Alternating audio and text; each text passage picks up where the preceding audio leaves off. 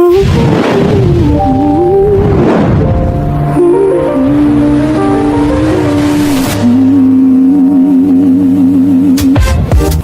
to the Gail Estella Survival Podcast. Where pain becomes purpose, no fear, no remorse. Say it again. Through the pain, through the fire, through the worst of my day. We made it, we made it. I found purpose in the breaking. Right there. Survival isn't a whisper. I know. Oh, if you listen, you survive. Still breathing, still alive. God never wastes the hurting. Every chapter had a rolling tide. Gail Estella, and welcome to the Gail Estella Survival Podcast. From pain comes purpose. No fear, no remorse. Survival isn't a whisper. Through the worst of my day. In some breakers and no whisper. It's a raw.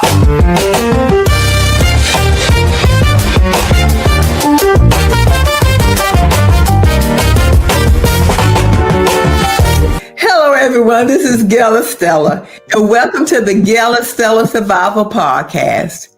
Here's where we turn pain into purpose, because survival isn't a whisper, it's a roar. Before we get started, there's a couple of things I need from you. The first thing is, would you please go in, like, share, and subscribe to the Gail Estella Survival Podcast? Secondly, where are you tuning in from? I'm here in Aiken, South Carolina. Put in the comment box below where you're tuning in from.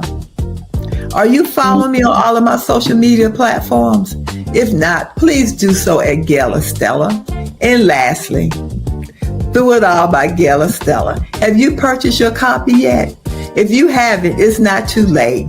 You can go to TrueVinePublishingCompany.org, Amazon.com, or anywhere books are sold. My guest today, Ms. Seanda Edwards, her story is so compelling. And when I asked her to be a guest on the Gail Estella Survival Podcast, she immediately said yes, because some of the things that she experienced early in her life, a lot of people don't want to talk about it. A lot of people don't want to share about it. And she's got to a point that she's okay with sharing. She's comfortable with sharing, and she knows who she is. And she was always that type of person when I met her long time ago. I just love her personality. And I am so grateful for her to be here today. And I am going to bring her in with us right now, Miss Seanda Edwards. How are you doing? I'm doing good. How are you? I am doing well. Thank you for being here. Thank you for asking. You are so welcome. And like I said earlier, your story is one that a lot of people might not want to share. Your story is one that some people might not have even told anyone about. But you are in a place that you feel comfortable with sharing. You feel comfortable where you are. And so tell the audience a little bit about your story, and we will pick up from there. Sure. I think the most dramatic part of my story is that I was a teen mom. Mm-hmm. And not just a teen mom. I became pregnant at 14 and I had my child at 15. So while most people were just discovering who they were, probably just liking boys at this time or girls at this time, I was changing diapers. I was navigating how to go from being a carefree youth to someone that was not only physically responsible for another human being, but emotionally responsible for another human being. And the interesting part about this, I was an honor student.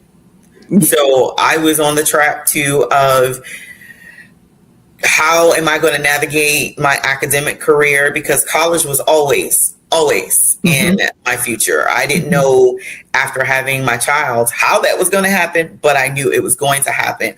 I wore my university shirt because the university that I did graduate from, I knew since the age of 5 that I was going to go there.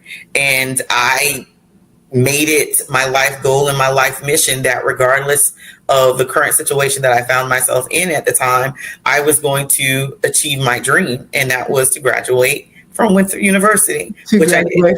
From Winthrop University. Yeah. So you told us that you were always a smart person. Smart mouth. It all depends who you ask. Your intellect was important to you, an honor student. You had a dream. You were determined. You were persistent. And you knew at an early age the college that you wanted to attend. Mm-hmm. So with a young lady at the age of 14 that has a tract that has been paved out for her, by her, how did the teen mom come in? So that is the other part, right? And to be honest with you, even in your introductory, you said that I'm comfortable with talking about it. It became something that I really never put in the forefront, right? And the sad thing about it is because it was something that I can't say it was expected, but it was something that wasn't uncommon. And because it wasn't uncommon, then the women in my family and my community was just pretty much telling me, oh, well, that happens. Now you got to put that aside. And what I mean by that happens, that means I was sexually attacked. And the person that actually had done it had a history of it. At the time, I did not know. Person, a friend. And I consider this person a friend because I had moved from one area to the next. I was with one parent, and then I ended up moving in with another parent just for custody issues. Yes. Thing that was going on. They're like, look, this is your turn now. So that's how it ended up happening. And being new to the area, those who were my friends, who were family members, they were kind of like in different areas. So I was a lonely kid, just to be honest with you. So I didn't understand the complexity of the things that I had heard about the person. I just knew that you were nice to me. You were kind to me. I didn't have a problem with you. And then when I started sharing some really intimate questions that I had. Again, this is a boy, I'm a girl. I'm asking you questions because I feel comfortable with you. I can't talk to anybody else, so I'm talking to you about it. And I didn't know that by me even making like outreaches and comments that you're older than me, you're a little bit more advanced than me at this point in time, you've had sex. I have not. You're seeing that as this little girl is coming on to me. Whereas I'm thinking I'm talking to my friend.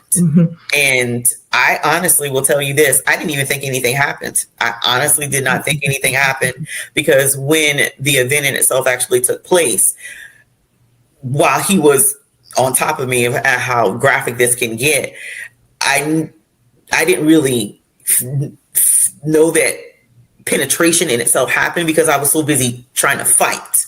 Yes. And in the midst of me even fighting to get the person off of me, I knew the person got overstimulated. Yes. And when they got overstimulated, I ended up kicking them and was able to push them off of me. Well, knee them, not kick them, and was able to push them off of me. So for me, it was like, this did not happen. This honestly didn't happen. I found out I was several months pregnant when I found out I was pregnant with my daughter. And I remember crying and I said, I didn't do anything. That was my thing. I was like, I did not do anything. So that lent into, I think for me, I cannot speak for anybody else, but for me, I was able to put it in the forefront of my mind that I didn't do anything. That something may have happened to me, but I didn't do anything. And it lessened somewhat of the guilt that I felt.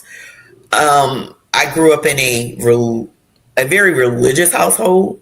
So, of course, sex before marriage was just unheard of. You just didn't do stuff like that. Bad people did that. Bad girls did that. Not good girls. Bad girls. Bad girls, yes. And it was amazing how even people who used to compliment me the same me that I've always been. You know, people that used to quote unquote brag on me were the very ones that were turning on me, and the very ones that actually said, and these are adult females, by the way, that were the ones that were calling me this, you know, calling me fast, talking about her little hot tail self. And I developed really early too. So that was a whole part of my whole questioning about myself. So I'm finding myself, I'm bustier than some of the adult females in my family. And then they're making comments about, oh, well, you know, I could tell that she was going to do that because her hips done spread. Yeah. I was like, you know, this is crazy. So So let's go back a minute. I don't want to interrupt you one moment. Let's go back.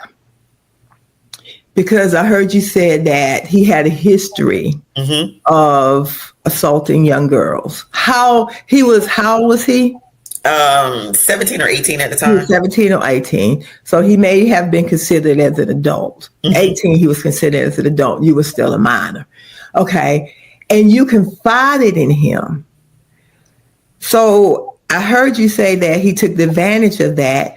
So do you feel, if you can answer this question, with you being as innocent as you were, and the vulnerable state that you were in, that he saw this as an opportunity to assault you? I cannot answer that question really, because even the relationship that we had at that time was very early on. I may have known you maybe 4 or 5 months at that point. So it wasn't like it was a long standing relationship. I don't know what his thought process was. And trust me, after that happened, I didn't speak to him again. I didn't speak to him. I didn't speak to him at all, and wanted to have actually no type of interaction with him at all, which I don't to this day. To this day, we're going to get to that. Okay, and there's something else I heard you say. You did fight back, and you put in the forefront that this wasn't happening to you. Had anyone ever talked to you? Because I know you said you had questions and you confided in him about the questions that you had about intimacy and sex, I would assume. Okay. Did anyone ever talk to you about sex? I say my family is a contradiction in terms, because sex was something that was not hidden in my family. It was not. And the conversations that they had were sometimes borderline crude, but it was always with that stamp of you don't do it. So sex was not hidden in my family. Again, it wasn't. The free talk about it was you would see couples coupled up. I would see, you know, family members kissing. I mean, there have been a couple of times that there were some intimate happenings that I walked into as a kid. So sex was not hidden. And where I lived at one point in time, there's no joke, I actually took my husband there when my aunt actually passed. I lived across the street from a house that I call a house of ill repute, which was really a house of prostitution. So again, sex was never hidden in my family. Now, when you got to the emotional attachment to it, that was never discussed. Okay, no. And that's what I wanted to lead into, because the sex was never hitting, but what about, like you said, the emotional aspect of it and the educational part of it? Because there is a difference. There is. The educational aspect, no. I will tell you that I didn't even know. I knew that it happened in your nether regions, right? But I didn't know where penetration actually happened. I didn't. I knew that your body would react to being stimulated, but I didn't know how it would react. And again, I just knew the physical act called sex. I didn't know anything else other than I was supposed to do it before I got married, and don't let nobody touch me down there, because if they touched me down there, then that meant that I was ruined. You're ruined. That sounds biblical. Yeah. And I mean, that's the connotation on your chest. Yeah. Yes. That's the connotation that they took it. And it was so funny because especially my maternal side, right? My paternal side, I don't really know too much. I can just surmise because my grandmother married very early. So I can just surmise that my grandfather was the only intimate partner that she had. Yes. And I can do that. I definitely know that with my maternal grandmother, and even my aunt. My aunt told me, she said she couldn't wait to get married because she wanted to have sex. So I knew all this stuff, but I did not know the mechanics behind it. Yes. So how important is it for parents to talk to their youth, to talk to their sons and daughters about sex? Because you said something that is so important, the feelings. Mm-hmm. Because we begin to have those feelings. And what are you supposed to do with the feelings? You could tell a person, don't have sex, don't do this, but those feelings, and that's where the masturbation comes in, boys and girls, touching yourself comes in, or just allowing other people to subtly touch you because you're curious. That's that word, curious.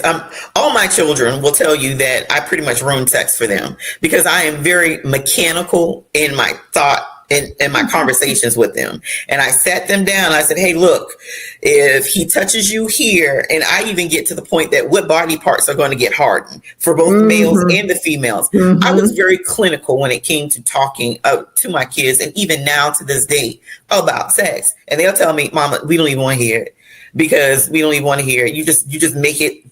You just ruin it. But then I also tell them too about not being able to pick up something so early that you can't put down, because it does affect you. You get attached, and you got to know the nature of the person that you're with. And like my girls, I said, you said you don't give out your cookies for free. I'm like, come on now. I said, because when you do that, that just makes that you diminish the value, not only from the outside, but from within. And in my sons, I said, don't be that one. Don't be that one that take advantage of a young lady, knowing that this person has already issues. And then you're just another person that's doing the very same thing that they've expected somebody else to do to them. I said, don't be that one. So I have those intimate conversations with my kids as it relates to sex. And I'm going to read a statistic. 81% of women in the U.S. have experienced some form of sexual assault or harassment in their lifetime. 81%. That's almost everybody. True. That's a large number. And when we think about assault or sexual assault, a lot of times we think it has to be the penetration, but I can remember growing up and you had cousins that were curious and might want to touch you, or even in high school for me, because now it's prohibited.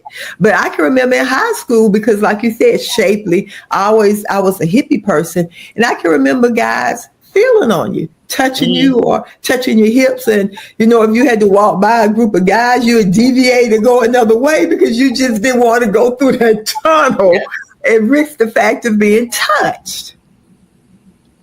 And it's what we considered normal, right? Yeah. Normalize it. It's like, oh, here he come again.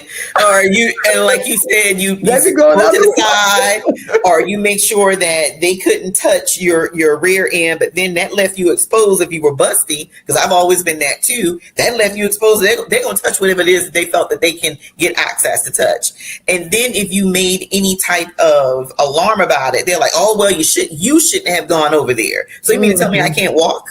That's what you're telling me. Yeah. And I mean, while it may not be right, you still have to be mindful. And even with my girls, they're like, well, I should have the right to do this. You should have the right. I'm not saying that you shouldn't, but you have to protect yourself as well. Yeah. Yeah. So it's when you're a woman, and I'm not saying that men aren't as well, but when you're a woman, you have to play defense and offense. You have to. Because otherwise, then you're more prone for situations. Yeah. And we have to call them out. It's no longer, oh, he likes you, or it's no longer, oh, he's just showing you affection. It's no longer, oh, well, that's what they do. No. If I say no, I mean it. You mean and if you cross that boundary, then there should be some type of consequence that's already outlined. Not that I have to make it up. There should be an outliner that's already there. Okay. So we're going back to you. You said you fought them off and you kept telling yourself you didn't do anything. You didn't do anything. And do you feel that was a defense mechanism? Was it denial? Or that was just a way, defense mechanism to protect yourself? What was that feeling? You're right. It was my denial that was my shell for my defense mechanism. Because if nothing happened, then nothing happened. Nothing happened. And so many of us go through that stage of denial to protect ourselves. But you can deny it much longer because the evidence came when you found out you were pregnant. Yeah. How was that for you? There is no accurate description. Because it was shock. Yes. First and foremost of all. And to put everything in connotation, because it was 30 plus years ago, but I still remember it like it was yesterday. I even remember where I was seated. And in that, I found out in March and I end up having my child in June. So it wasn't like I had a great amount of time in order to even prepare myself. Prepare, digest it. Yeah. And at that point, I was the baby in the family. Well, I stand corrected. I did have a younger brother that's 10 years younger than me, but we were in different homes at this point in time because I was with my dad and my brother was with my mom and my stepfather. So I didn't grow up in a house with a child. I didn't. So I wasn't really that knowledgeable on kids. So for you to then say, here's your baby, was just a shocker. And I think I walked around in a state of just, again, disbelief. Even after the birth, I was still in a state of, okay, now what am I supposed to do with this? And I will say this, dealing with the time that I was in and dealing with the perception of the older generation, their thing is like, oh, well, I don't care what happened. That's yours. You figure it out. That was going to be my question. Your village, your support system. I can't say I didn't have a support system because I did. Right. Okay. And I will say this, and God bless my daddy. My daddy was so angry at me, it was ridiculous. And my dad's thing about me, because we had to work through that relationship as well. But his thing with me was, I'm only doing for you because you don't ask. And to let you know, I was going to do whatever it is I needed to do. And I think there was and this is me talking, you'd have to ask him, but I think there was a part of him that was mad and secretly impressed because he thought that I was just going to fall. I was going to falter. The only thing that I was going to do was just keep having kids at this point in time. Remember, I was on the pedestal. I was his little sweetness, his angel. Then all of a sudden I became, Jezebel incarnate. And when you can't reconcile those two things with that one imagery that you have, which was me, you're always going to look at the worst of the person. So when he started seeing me still achieving and still doing, even without the help and the assistance, then it became this thing of like, So, and then his dad told him this, and his dad, my grandfather, told him, he said, you know what, that girl ain't mean for that to happen. So, because my grandfather actually saw me walking one day, and he said my head was held down. I get emotional thinking about that. It's okay. And my grandfather told him, he said, that girl should never have to walk with her head held down. She ain't mean for this to happen. So my village came slowly, because then it was there was a lot of finger pointing at that time from others who were, she ain't no better than. So I got to hear that. Oh, she ain't as smart as y'all say she is. Look what happened to her. So then I had to, again, be that person that I can show you, better than I can tell you. So my village, it came very slow. My village did allow me to go to college. And they took care of my daughter while I was in college, but I worked. Mm-hmm. You know? And Seanda, you're saying so much right now. And thank you for your honesty, because it gives me a different perspective. Because we are people that can be so judgmental upon others. And I felt it with me being a substance abuse user, going through domestic violence. And I felt that I was judged. I even judged myself. And I have to be so careful sometimes that I don't judge others. And when we see opportunities that you just described, life happens. It doesn't negate any of the positive things about that person. It's just that a situation happened that could change the trajectory of their life for the good or for the bad. Mm-hmm. And what I hear you saying, it was for the good. You were always a determined young lady. So by giving birth to your daughter, and call her name. Angelica. Angelica. Uh-huh. So by you giving birth to Angelica, did that make you more determined? Did that make you stronger? Did that make you tell yourself that, prove it to yourself, prove it to everyone else that I will be that kid still going to Winthrop University? Most definitely. That, and I tell her this all the time. I said, she has always been my motivation, because I wasn't going to let anyone pigeonhole me. And definitely I was not going to let them pigeonhole her. She was going to be more than just a child who mama had her when she was young. Mm-hmm. That's not going to be your title. Mm-hmm. This is so good. You had Angelica. You went back to school on time. You graduated on time. Yeah, I never stopped. I had her in the summer. So I ended up going right back to school. Yeah. So how was it for you going to school? And you already told the story. Did you have one friend, or did you have any friends that just stuck by you through it all? My best friend forever and ever and a day. I had her name is DeGwanda. She's actually my daughter's godmother. She and I have been friends since we were 13 years old.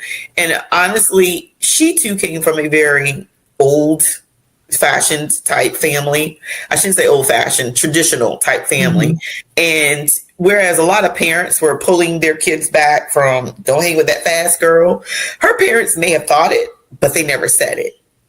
And it's even to this day when I call, they're like, hey, Seanda, how are you? Or, I mean, her parents know me. And of course, I know them. So when even I end up going back to a different school, I end up residing with my maternal side, probably about maybe 6 months after my daughter was born. We still kept in communication, even though we were in two different high schools. Mm-hmm. She would send me pictures. She would write me letters. I would do the same. We would call each other on the phone. That was back in the days when you had to pay for long distance. So you had to be very careful when you did call one another. So that friendship has maintained throughout the course of time. And I love her to death. She was my anchor, even in that. She kept me still a teen. Because that's what I was. I was a teenager. You were still a teenager. Mm-hmm. So having Angelica at 15, because I had Adria at 35, and I like to say I had, God had delivered me from so many things that I did that I felt wasn't good. And he was preparing me for her. I had done everything. So at 15, and the love I had for her at 35 was, I got a chance to get it right. I got a chance to make all of my wrongs right with her, through her. And I poured so much into her. Mm-hmm. What type of love is it for? And if you could describe it, because I don't know, what type of love is it that you had at 15 for your daughter when she was born? And it is indescribable, because I will say at that point in time, I really was I'll call it selfish, because I didn't have to worry about anybody else. The only person I had to worry about was myself. And I lived in a pretty much, I'm not going to say it was utopia, but I really had a very easy and comfortable life. I was always felt protected. I never had funny cousins, right? I had those cousins that would fight for me. I had cousins who were more like uncles to me because I was the youngest and everyone was about 10 to 7 years older than me.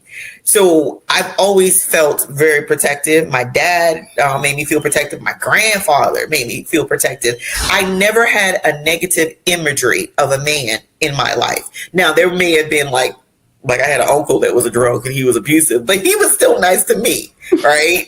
So I still knew there were bad people in the world, but even the bad people were still good to me. They could show love. They could show love. And I just didn't have to worry about anybody else. When it got to the point that I had to worry, and I mean, like I was worried about a human being, because I also was very in tune to God. I'm not going to say religion. I'm going to say to God. I was someone that loved going to church. I love reading the Bible. I loved reading the Bible. And so I knew that at this point in time that I was appointed a soul that I was in charge of. So it was more now wrapped into me doing the right thing, not looking a certain way in front of my child, not presenting myself in a way in front of my child, not allowing certain things in front of my child. And I won't. I mean, even with the other children that I do have, with my oldest, you're not going to curse. There are certain things that we even limit with watching on TV. Even to this day, there is no alcohol in my house there. And I mean, that doesn't make you a good person. I'm just saying that was something that I started even at a young age, that there were things that you weren't going to do. And if you came in my house doing that, you had to get out. So that love that I had for her is indescribable, because my whole investment at that point in time was showing you and being a reflection of the thing that I wanted you to be and better. Yes. And that's very intuitive for a 15-year-old. That's very smart for a 15-year-old to feel and think that way and to execute it. Oh, I mean, I used to take her to the library with me. Right. Anytime that I did anything that was educational wise, my first job I got was a daycare center, so I could actually take her with me. And that way that I can make sure that I was part of whatever your educational foundation was. For me, you're not going to know all the words or the lyrics to a song and don't know your ABCs. Yes. I mean, that was not going to happen. And that was just the thing that I felt that as her parent, I owed to her. As your parent, I owe you the best version I can be. And I say that to all my other children. We have a total of 5 kids. So for them, it's like my job is to be your mom. That's my job. I'm not your friend. I'm your mom. So does friendship come in later in life? It comes in, there's a different form of mom-child relationship. Because, see, a friend, I can drop at any time. I don't have to talk to you no more if you and I have a falling out. But my child, we got the same DNA. So there's no way. Now, I can say this, and even my oldest daughter, even Angie, she made a comment just recently. She was like, you talk freer. She said, I like the point that you talk more freer and you're more open than you were. She said, it's not like you weren't open before, but she said, now it seems like you're a lot more open. And I said, because there is nothing to hide, because even the things that I experienced, you probably experienced them too. And probably 10 times more so than me. So how can we really get to know each other? I knew you as the child. Now I need to know you as the adult. Yes. Yeah, I like that. Talk about when it was time for you to go to Winthrop, to leave your baby, to leave Angelica, and go to college? By that time, it was a lot that was going on. Not to drag this portion out, but there was a potential court case that just got pushed to the side. And then there was some custody issues. I told you my village came late. Mm-hmm. And in my village coming late, in all honesty, my mom and my dad were trying to fight over who would have custody of my daughter. Okay. And it was crazy. There was a lot that was happening. So I was very, very happy that I was leaving to go to college so I could get out of the fray. Yes. And I felt that me being gone too helped Angelica with my dad, and I call her my bonus mom, because they were who took care of her while I was in school, and they gave her the foundation that I would have given her. It was a very loving home. It was a home where there was a lot more financial stability there. And they were able to do a lot more with her and for her as a young girl that even I, as her parent, wouldn't have been able to provide for her. So I felt so confident that I could now be me. And what I mean by being me is that I didn't have to worry about getting somebody else dressed for school, getting their hair fixed, and all that good stuff like that. And Angie had already been staying with my parents for about 2 years at this point in time when I actually went off to college. So I was good. I was good with that. I just knew now I can fulfill my dreams. I can make sure that I get the foundation that I need for me and my daughter, to the point that when I graduated from Winthrop, my dad came up for my graduation and my daughter stayed, because that was always the plan. Once I graduated, then she was going to be there with me. So she got registered for school, and I was going into the military after college anyway. So it was always a done deal as to what was going to happen. I ended up meeting my husband in college, and he and we got married like 2 years after I graduated. So that was, something else that was happening. But I was at a comfortable place when I went to Winthrop with her. So leading up to all of this, her father, did he ever know that he was her father? Or did you ever tell him? Yeah. Or you did? Yeah. Okay. And I heard you say something earlier when you were talking to your daughters. You said that if certain acts happen, people are supposed to be responsible. Mm-hmm. Did you ever hold him responsible by law, or did you? No. I did not. I'm not going to excuse this and say, well, other people, but I was easily swayed. Because as the talk was, well, you don't want people to know, right? That's what they say. Well, you don't want everybody to know your business, and they're going to talk about you. And I didn't care. I don't care to this day. But I cared enough.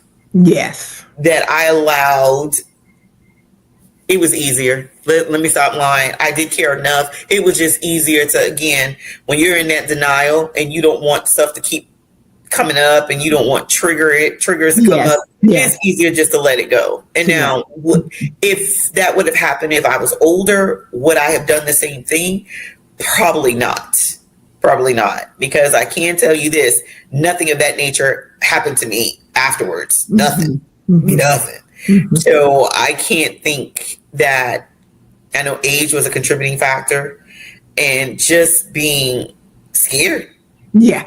And I like that word. I like the word you just used, scared.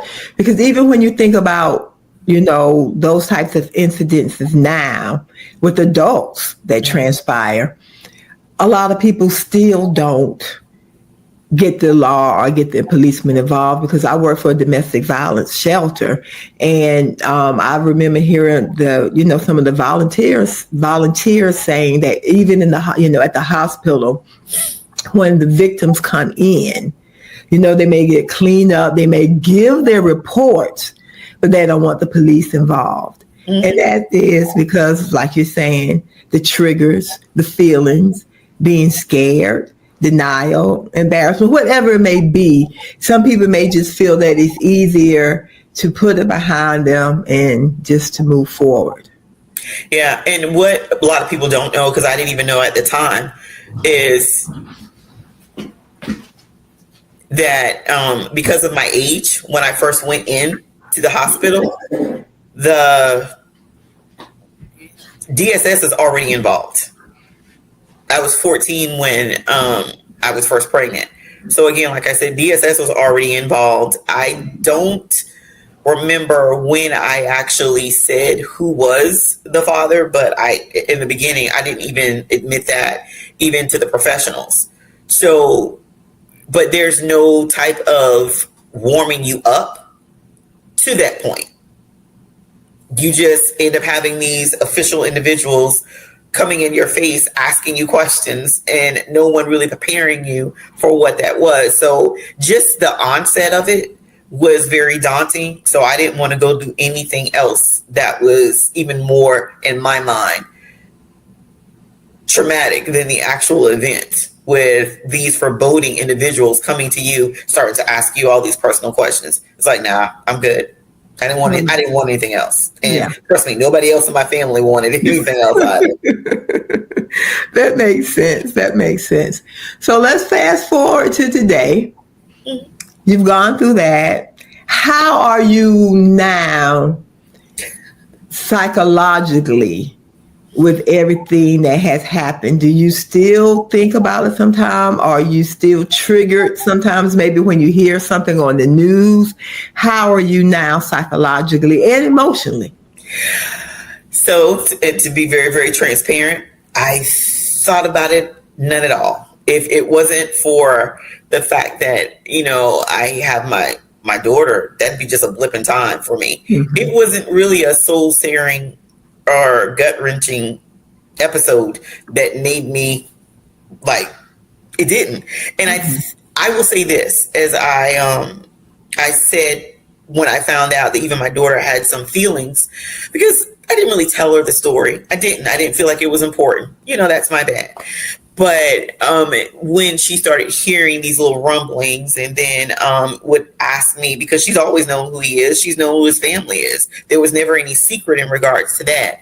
So I think it was more so positioned to her of, yeah, your mama said I did, or yeah, your mama said this happened, but let me tell you the real story type deal thing. So she didn't even know that there was anything that was untowards that came within her birth. So I had to then reassure her, oh, sweetie, you may not have been planned. And heck, you may have not been even you've not been planned, but you've always been wanted. So I think what helped me even in the healing process is because I got the best reward out of it. That seems kind of cliche-ish or anything of that nature, but because I could disassociate him from her, he was a non-entity. She was my focal point. She's always been my focal point. So, I like what you said. You've always been wanted. So even at the age of 14, did you know what abortion was at 14? No. And we didn't use those terms. I tell people I'm from the low country. We don't say stuff like abortion. That's technical. We say stuff like you turn the baby back. Mm-hmm. And I knew what that meant, but I didn't know that it was something medical. I just knew that, hey, it was, if you didn't want the baby, you turn the baby back. How that happened, I don't know. But and I never quote unquote wanted to turn the baby back. So it was like, okay. Mm-hmm. Mm-hmm, mm-hmm. And you said that she's surprised. And I like the fact that you were able to separate the two, because a lot of people aren't in that position to do that. A lot of people experience a lot of traumatic memories, triggers, or even take it out on the child. Yeah. I was part of a young teen group. Again, I don't know if this was state sanctioned or what, because there was a lot of stuff that I really just kind of blocked out. But in this teen group that I was part of, there was a young lady who did not want her baby. And I'll never forget, when they would bring her to sessions, they'd have her strapped, because what she was doing when she was able to have her hands free, she was clawing at her belly, because she did not want the baby. She wanted the baby out. So you could visibly see scratch marks on her abdomen. And that's understandable too. Mm-hmm. Oh yeah, because hers was her. Not talking about people, and this is again 30 plus years ago. I just pray that she was able to find that peace that she so desperately wanted, because she did not want the child. And at this point in time, I'd already had my daughter. She was already born. So I'm like in shock listening to teenagers who are giving these horrific experiences. I mean, incest, all type of stuff like that. And I can honestly say my thing was, ooh, that wasn't me. So yet again, that was me in my mind denying the severity of what happened, because my happening didn't happen like yours. So where has that denial gone? Have you gotten away from the denial? Is the denial gone? That's it. I got a baby that's 36. Okay. You know, when and I know she's there and she's visible, but a lot of times when you say something didn't happen, or it, like you said, comparing, but you know, a lot of times, and I'm going to say for myself, going to NA meetings, I still had my car. I had a brand new Fiero. I still had my job. I still dressed nice. I still looked nice. But then I saw other people that didn't look as good. They were walking. And so I would say, well, I'm not as bad as them because of the materialistic things or what I felt was more important. But then I'm still in the same 12-step program as they are. You know, we all are still here together regardless of.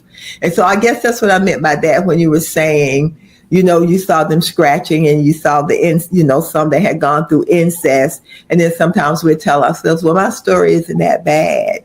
And that's what I meant as far as the denial part.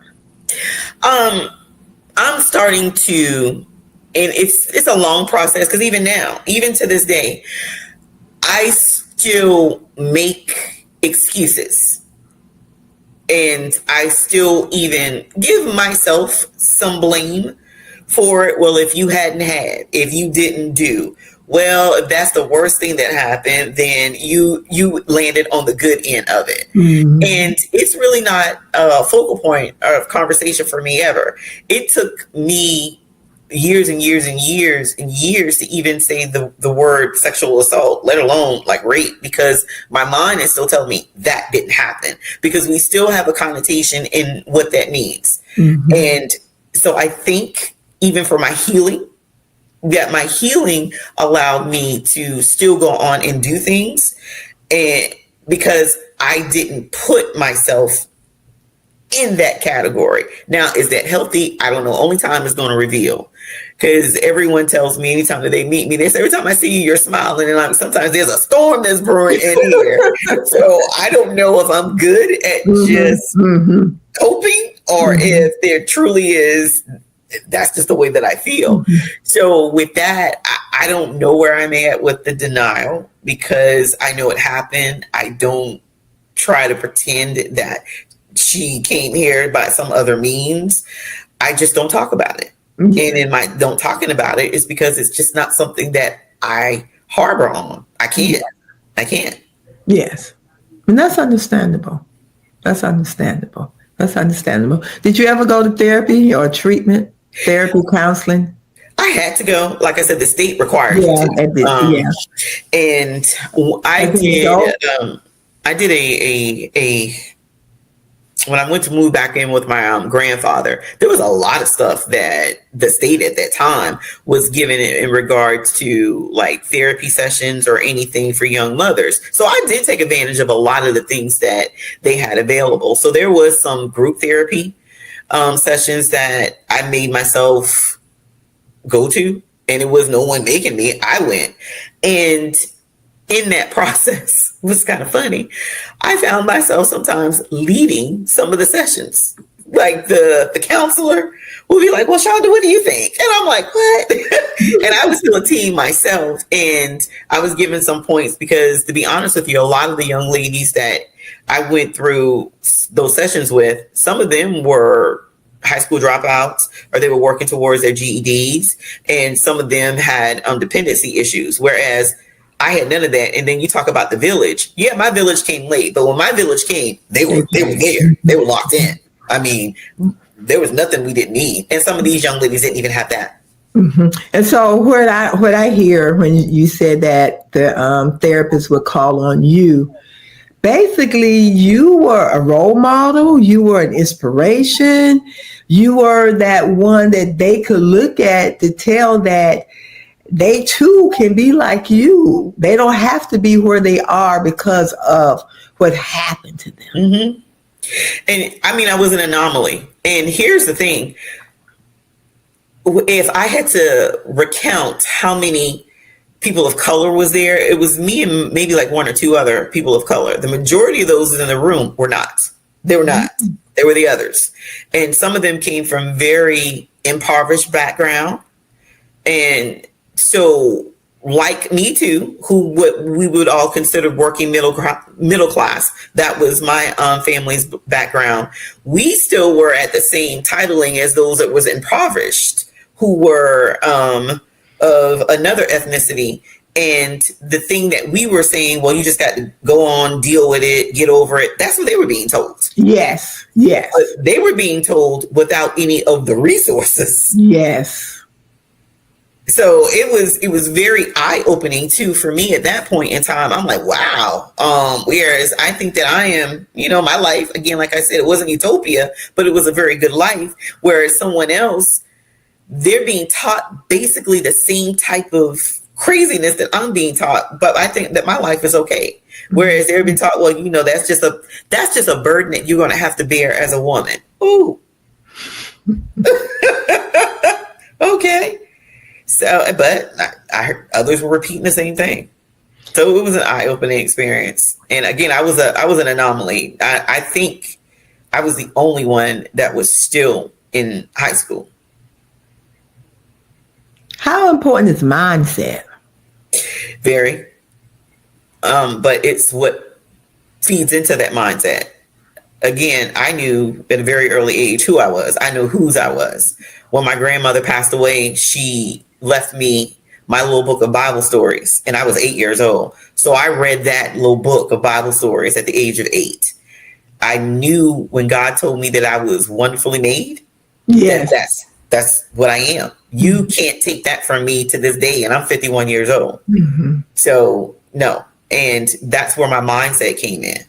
I'm not saying that every day was a great day. I'm not saying that I don't have those fears like everybody do. I'm not saying that I don't even make mistakes like everyone do.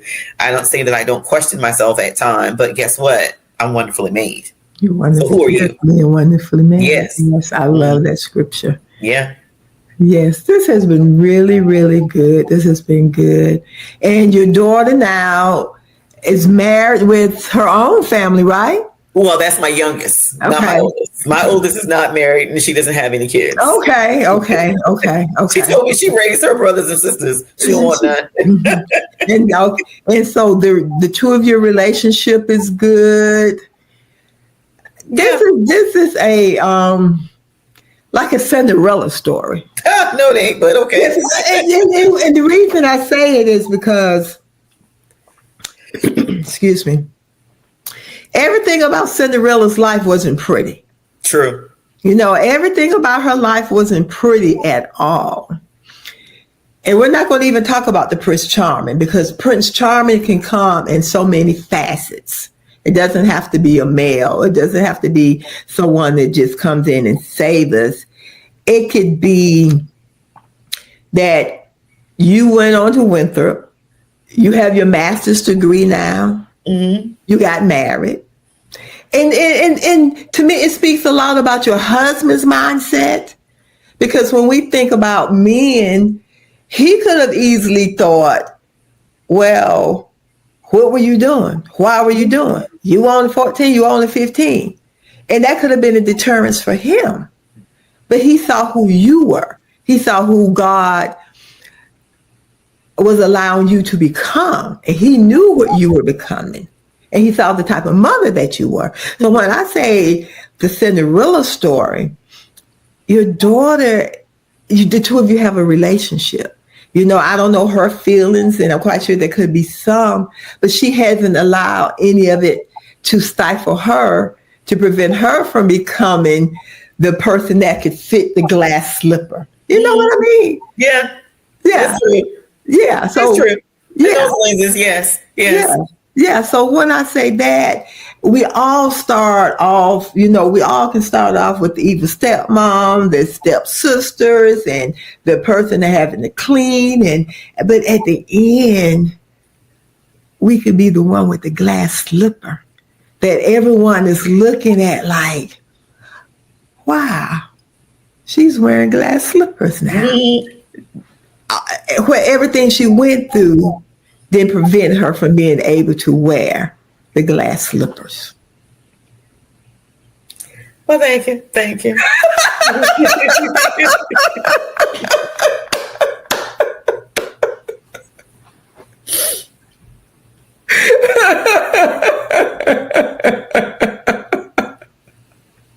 That's funny. That's just my perception. That's how I look at it. This is encouraging. This was encouraging. It's going to encourage because you're transparent. You talked about the now. You talked about your feelings. And just the persistence and the perseverance and determination, the diligence, all those things you still had. And that speaks volume. And someone else needs to hear that. And it may not be your story. It could be something else that they're going through. But regardless of how bad it is or how bad others may perceive it to be, they perceive it to be, but we still can overcome. That's true. I mean, for me, it's hard to reconcile. I'm one of those people that I don't really take compliments all that well because my mind tells me I'm supposed to do this. I mean, you giving me a compliment on something I'm supposed to do. Right. So I'm like, when I do something that's great, like maybe cure cancer, then yeah, maybe. But for me right now, I'm like, that's what I'm supposed to do. Everything that has happened for a reason. I was supposed to take up that banner and go. Now, the only time that I will feel any way about myself is if I sit down. And right now I'm still, you know, I'm taking the banner and go wherever it leads me. So compliments are hard for me to take. I appreciate it. And I've learned just to sit in it because someone told me that. They're like, just take it, Shonda. I'm like, okay.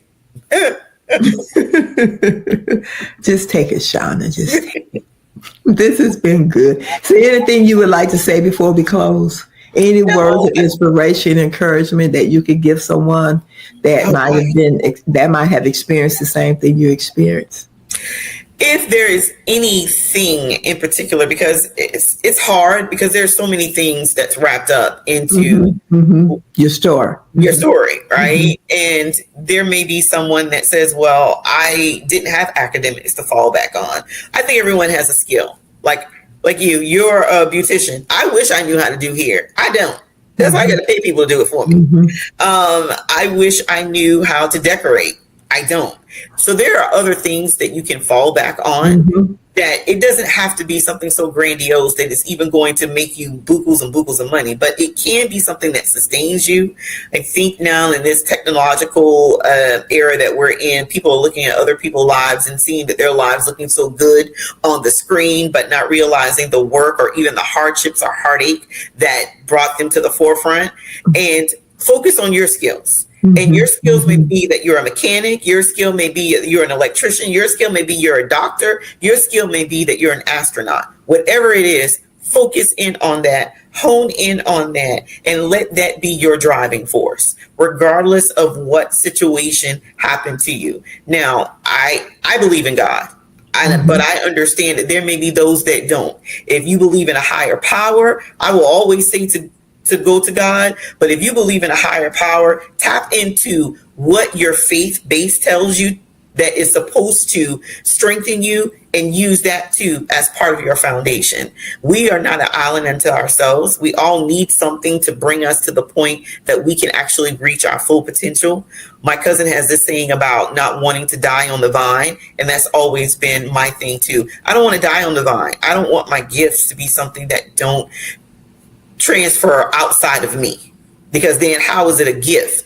At that point in time, it's a burden. So latch on to that thing that's going to propel you forward. Recognize that stuff just happened. Don't sit in your trauma.